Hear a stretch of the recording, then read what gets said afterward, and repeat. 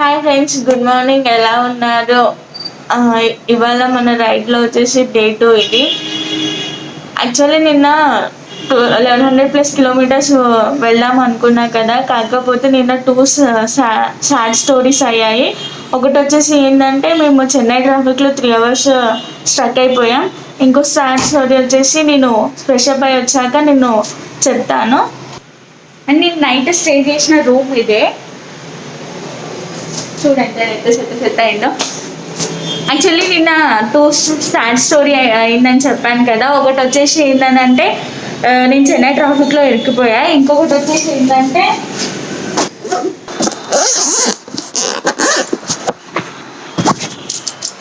And ఇంకో story ఏంటంటే నా డ్రోన్ ఇలా అయిపోయింది, అస్సలు వర్కింగ్ కండిషన్లో లేదు.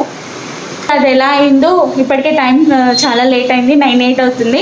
మొత్తం కింద వెళ్ళాక ఉంటాను అది ఎలా జరిగింది అనేది. అండ్ నా లగేజ్ ప్యాకింగ్ కూడా అయిపోయింది. మహేష్ అన్న పక్కన రూమ్లో ఉన్నాడు. ఇంకా అన్నయ్య రెడీ అయిందో లేదో చూడాలి వెళ్ళి ఇప్పుడు.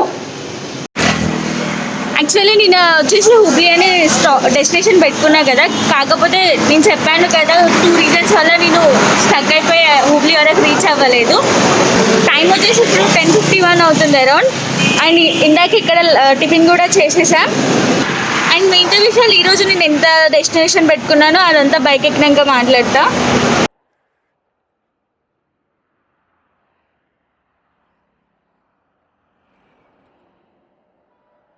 యాక్చువల్లీ నిన్న నేను 1100 కిలోమీటర్స్ వెళ్దామని డెస్టినేషన్ పెట్టుకున్నా కదా. గుంటూరు నుంచి హుబ్లీకి వెళ్ళడానికి 1100+ ఉంది. అట్లీస్ట్ 1100 కిలోమీటర్స్ వెళ్దామని ఒక డెస్టినేషన్ పెట్టుకున్నా. బట్ ఒక 2 ఇన్సిడెంట్స్ వల్ల నేను హుబ్లీకి రీచ్ అవ్వలేకపోయాను. అదేందో చెప్దాం అనుకున్నా కదా మీకు. ఫస్ట్ ఆఫ్ ఆల్ వచ్చేసి ఏంటంటే నా డ్రోన్ క్రాష్ అయింది. యాక్చువల్లీ ఎలా అంటే మేము గుంటూరు నుంచి 3 o'clockకే స్టార్ట్ అయ్యాము. ఎర్లీ మార్నింగ్ 7 o'clock అలా ఒక వ్లాగ్ చేద్దామని ఒక మంచి లొకేషన్ వచ్చింది. అక్కడ ఒక డ్రోన్ ఫ్లై చేస్తుంటే మహేష్ అన్న ఏం తీసిందంటే రికార్డింగ్ ఆప్షన్ సరే క్లిక్ చేయలేదు. ఒక 20 minutes అలానే ఫ్లై చేసాము. తర్వాత చూసుకుంటే డ్రోన్ కిందికి ల్యాండ్ చేశాక చూసుకుంటే వీడియో అనేది రికార్డ్ అవ్వలేదు. తర్వాత చూసుకుంటే అసలు డ్రోన్ రికార్డ్ ఆప్షనే క్లిక్ చేయలేదు అన్నయ్య. తర్వాత మళ్ళీ అదే లొకేషన్, అప్పటికి 20 minutes వేస్ట్ అయిపోయింది మాకు. మళ్ళీ ఇంకా అదే ప్లేస్ కాడ రికార్డ్ చేయడం ఎందుకు, ఇంకా మంచి లొకేషన్ వస్తే అక్కడ రికార్డ్ చేద్దామని ఇంకా అక్కడ నుంచి వచ్చేసాము. అలా వచ్చేసాక 10 to 15 kilometers దగ్గర, యాక్చువల్ లాస్ట్ వీడియోలో మీరు చూసే ఉంటారు, ఒక లేక్ దగ్గర మేము డ్రోన్ షాట్స్ ఉన్నాయి కదా, అసలు అక్కడే నాది క్రాష్ అయింది. అది ఎలా క్రాష్ అయిందో నేను ఇప్పుడు ఒక చిన్న క్లిప్ పెడతాను, వెళ్ళి ఒకసారి చూసిరండి.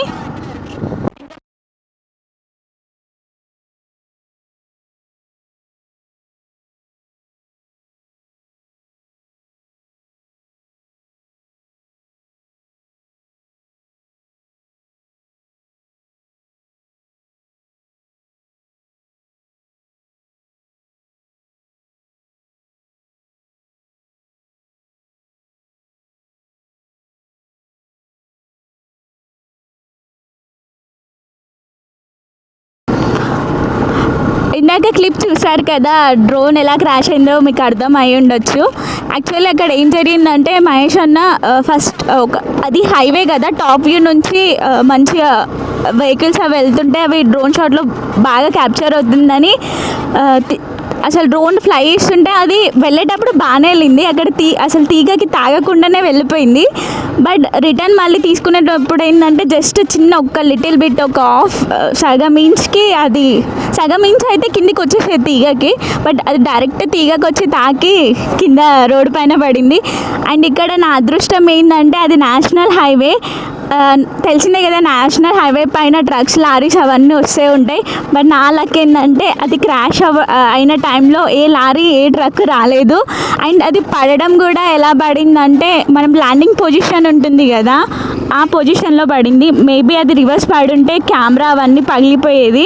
నా అదృష్టం బాగుండి అది ఆ టైంకి ట్రక్స్ లారీ ఏం రాలేదు. అండ్ అది పడడం కూడా ఒక ల్యాండింగ్ పొజిషన్లో పడింది. తర్వాత మేము చూసుకున్నాం అది ఎలా కింద పడింది అనేది. అది జస్ట్ ఒక చిన్న ఒక 1/2 inch వల్ల అది తీగకి తాకి కింద పడ్డది. తర్వాత యాక్చువల్లీ మేము ఆల్మోస్ట్ ట్రై చేసాం, కెమెరా అవన్నీ వర్క్ అవుతుంది, మేబీ ఫ్లై అవుతుందా అని చాలా ట్రై చేసాము. అది అసలు పైకి ఫ్లై అవ్వట్లేదు, అది ల్యాండింగ్ పొజిషన్లో ఉంటుంది అండ్ అన్నీ క్యాప్చర్ అవుతున్నాయి, రికార్డ్ అవుతున్నాయి, బట్ అది ఫ్లై అవ్వట్లేదు. అండ్ అది యాక్చువల్లీ అది డ్రోన్ నాది కూడా కాదు, విష్ణు అని అని ఒక బైకర్ తనది. నేను అడగంగానే ఇచ్చాడు. థ్యాంక్స్ బ్రో, బట్ సారీ అనుకోకుండా ఇది డ్రోన్ క్రాష్ అయింది అండ్ మీరు అడగంగానే నాకు ఇచ్చారు, బట్ మీరు ఎలా ఇచ్చారో నేను అలా ఇవ్వకపోవచ్చు, బట్ డెఫినెట్లీ ఇదైతే రిపేర్ చేయించి ఇస్తాను. సారీ ఏం అనుకోకండి, దీనికి మించి నేను ఇంకా ఏం చెప్పలేను. తర్వాత అసలు అది నార్మల్ రికార్డ్ అవుతుంది, ఎందుకు ఫ్లై అవ్వట్లే అని చాలా రకాలుగా ప్రయత్నించాను, చాలామందికి కాల్ చేసాం కూడా దీని గురించి ఏమైనా ఐడియా ఉందా అని. తర్వాత ఇంకా సర్వీస్ సెంటర్ అంటే నార్మల్గా ఎక్కడైనా బెంగళూరు కానీ చెన్నైలో కానీ ఎక్కడైనా సర్వీస్ సెంటర్ ఉంటే అక్కడైనా చేయించుకుందాం ఆగి అని అనుకున్నాం, బట్ అక్కడ ఎక్కడ సర్వీస్ లేదు. అక్కడే మాకు ఒక 1.5 hours లేట్ అయిపోయింది, అందరికీ కాల్ చేయడం వల్ల, సర్వీస్ సెంటర్ వెతుక్కోవడం వల్ల. తర్వాత మళ్ళీ కొంచెం దూరం వెళ్ళాక బ్రేక్ తీసుకున్నాం. తర్వాత సేమ్ మళ్ళీ రిపీట్ అందరిని ఎవరైనా మహేష్ అన్న వాళ్ళ ఫ్రెండ్ సర్కిల్లో, నా సర్కిల్లో అందరినీ అడగడం వల్ల అక్కడే ఒక అట్లీస్ట్ 2 hours లేట్ అయిపోయింది మాకు. ఇంకా చాలామందిని అడిగాం, అసలు ఎవరు మాకు తెలియదు, సర్వీస్ సెంటర్ దానికి లేదు అది ఇది అని చెప్పారు. అప్పటికే చాలా అప్సెట్లో వెళ్ళిపోయా, ఎందుకంటే ఇవి నా డ్రోన్ ఉందనుకో మన చేతిలో పగిలిపోతే మనకు అంతగా అనిపించదు, అది ఒక అన్నే డ్రోన్ నేను అడగంగానే ఇచ్చారు. అసలు తన పని అంటే నార్మల్గా డ్రోన్ ఒక 2 days అంటే ఎవరైనా ఇస్తారు, బట్ నేను వెళ్ళే నా రైడ్ మినిమం 10 to 12 days అయినా పట్టొచ్చు, లేకపోతే 10 days లోపలైనా పట్టొచ్చు, బట్ అన్నీ అడగంగానే ఇచ్చాడు. తిరిగి సేమ్ పొజిషన్లో నేను ఇవ్వట్లేదు, అందుకే నాకు అంత అప్సెట్ అయిపోయా. సరే ఈ డ్రోన్ అయితే పగిలిపోయింది, తర్వాత చేయించుకోవచ్చు కదా అని నేను ముందు ఫార్వర్డ్కి వెళ్ళాను. యాక్చువల్లీ ఇంకో విషయం ఏమైందంటే మేము చెన్నైకి 50 kilometers ఉండగానే అక్కడ హైవేస్ అన్నీ కన్స్ట్రక్షన్ అవుతుంది. కన్స్ట్రక్షన్ అవ్వడం వల్ల ఏంటంటే సర్వీస్ రోడ్ నుంచి పోవాలి. మీకు హైవే అంటే తెలిసిందే కదా, కార్స్, ట్రక్స్, లారీస్ అవన్నీ వెళ్తుంటాయి. ఆ రోడ్ కన్స్ట్రక్షన్ అవ్వడం ఏంటంటే సర్వీస్ రోడ్ నుంచి వెళ్ళేసరికి చుట్టుపక్కన విలేజెస్ ఉంటాయి కదా, వాళ్ళు ఇంకా మొత్తం ట్రాఫిక్ జామ్ అయిపోయింది. యాక్చువల్లీ మేము ఈ డ్రోన్ క్రాష్ అయి ఉండకపోయి ఉంటే, మేము ఆ టెన్షన్లో పడి ఉండకపోయి ఉంటే గూగుల్ యాక్చువల్లీ మేము అనుకున్న రోజు ఎర్లీ మార్నింగ్ వచ్చేస్తుంటే 10:30 అని చూపించింది చెన్నైకి రీచ్ అయ్యేసరికి, బట్ మేము 3 o'clockకి రీచ్ అయ్యాం చెన్నైకి.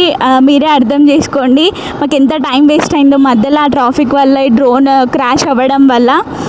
4 hours నాకు వేస్ట్ అయిపోయింది.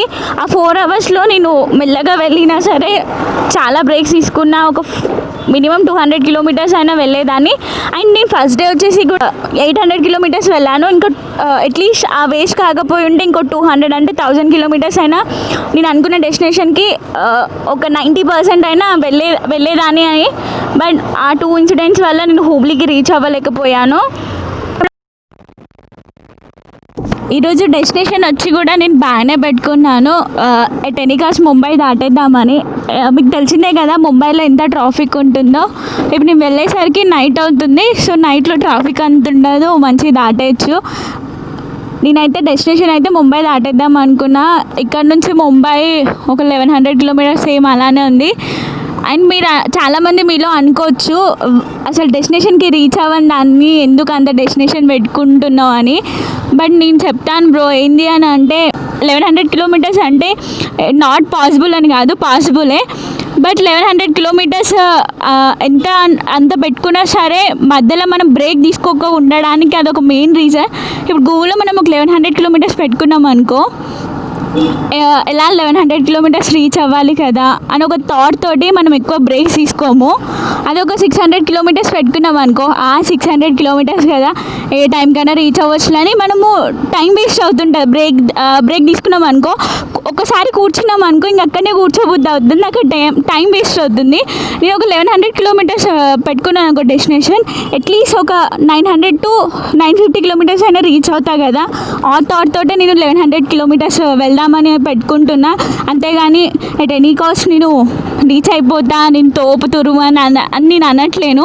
మీలో చాలామంది ఇది అనుకోవచ్చు, నేను ముందే చెప్పేస్తున్నా. ఇప్పటికైతే టైం ఉంది, నైట్ అయినా సరే వెళ్ళొచ్చు కదా, మహేష్ అన్న నాతో బ్యాకప్ ఉన్నాడు, వెళ్ళొచ్చు అనే ఒక థాట్ తోటే నేనైతే వెళ్తున్నా. నైట్ టైం అయినా మహేష్ అన్న తోడున్నాడు, సో కొంచెం ప్రాబ్లం ఉండదు, బ్యాకప్ ఉంది కదా. అట్లీస్ట్ ఒక 11 నైట్ 11-12 అయినా సరే రీచ్ వచ్చు అని ఒక హోప్ తోటే వెళ్తున్నా. Waste another day, eyes on my display. You say we need a change and I feel that you mean it. You mean it. But you're so right, we're losing track of time, buying things online and it's not like we need them. We don't need them. So can we just slow down? The only thing I'll do is lay here next to you. Actually ఇప్పుడు వర్షం పడేటట్టు లేదు, but గూగుల్లో చూస్తే మాత్రం నేను వెళ్ళే దారిలో 80% ఛాన్సెస్ వర్షం పడేటట్టుంది. మేబీ వర్షం పడితే మాత్రం నేను అస్సలు రైడ్ చేయలేను.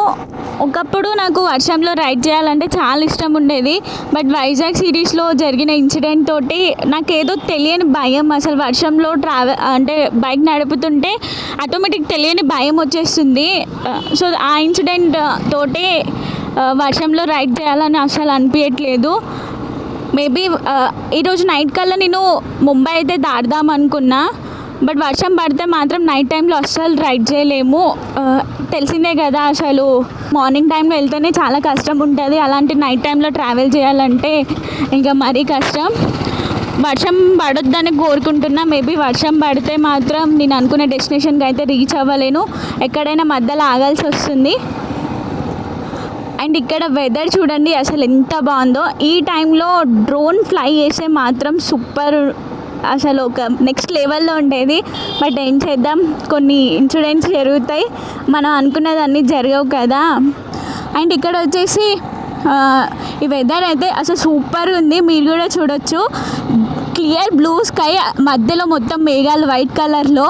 ఇది ఎలా ఉందంటే నార్మల్గా మన ఇంట్లో నార్మల్గా ఒక హోమ్ కన్స్ట్రక్షన్ అయినాక మనం ఒక పెయింటింగ్ కానీ ఏదైనా ఫోన్లో వాల్పేపర్ అయినా సరే ఇంట్లో నార్మల్గా వాల్స్కి మంచి పెయింటింగ్ చేసి పెడతాం కదా, ఈ ప్లేస్లో ఇది ఉంటే బాగుంటుందని.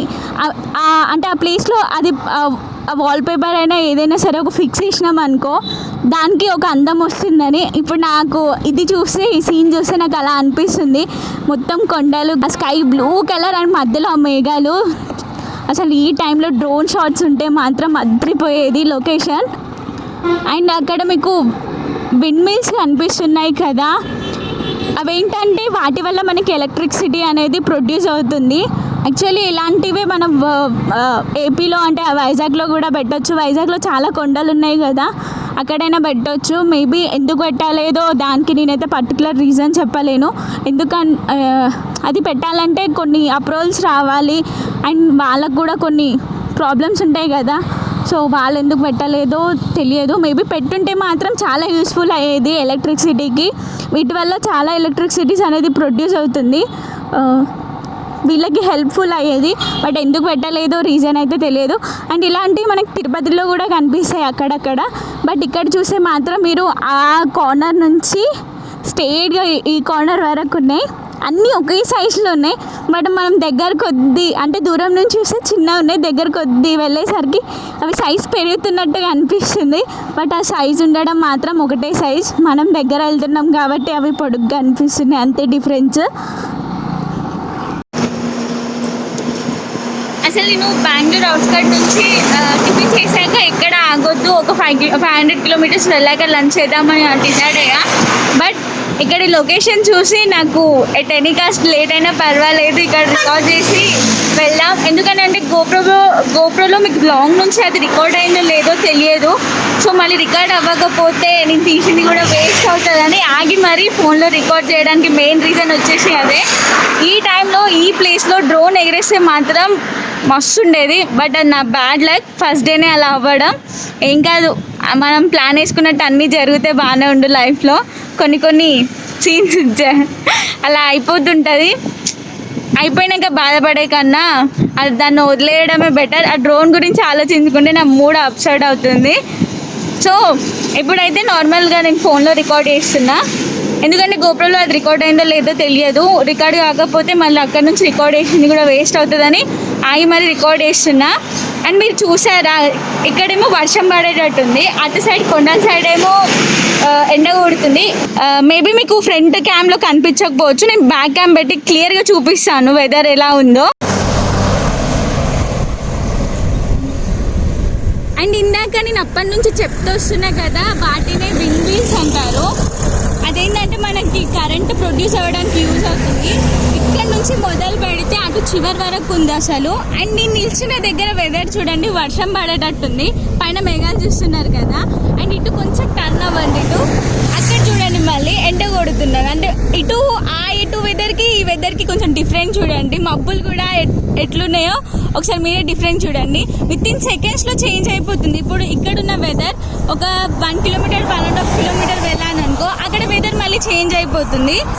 అండ్ ఒకసారి నేను కూడా చూపిస్తా ఆ విండ్ వీల్స్ ఎక్కడి నుంచి ఉన్నాయి అంటే ఇక్కడ నుంచి స్టార్ట్ అయ్యాయి. మేబీ అక్కడ నుంచి ఉన్నట్టున్నాయి, నాకైతే ఇక్కడ నుంచి కనిపిస్తుంది. ఇక్కడ నుంచి ఉంటే ఇదంతా అటు మళ్ళీ స్ట్రేట్ ఉంది. కాకపోతే మనం ఇటు కొండ అడ్డం ఉంది కాబట్టి మనకు కనిపించట్లేదు. ఇటైతే మనకి పెద్దగా కనిపిస్తున్నాయి అవి. ఇట్లా వెళ్ళే కొద్ది అవి చిన్న, అంటే సైజ్ సేమ్ బట్ మనకి ఇటు లాంగ్ ఉన్నావు కాబట్టి చిన్నగా కనిపిస్తుంది సైజ్ అనేది. ఇప్పుడైతే మనకి లేట్ అయిపోతుంది. మళ్ళీ మధ్యలో ఏదైనా మంచి ప్లేస్ వచ్చిందనుకో ఆగి మరీ బ్లాగ్ చేస్తాను.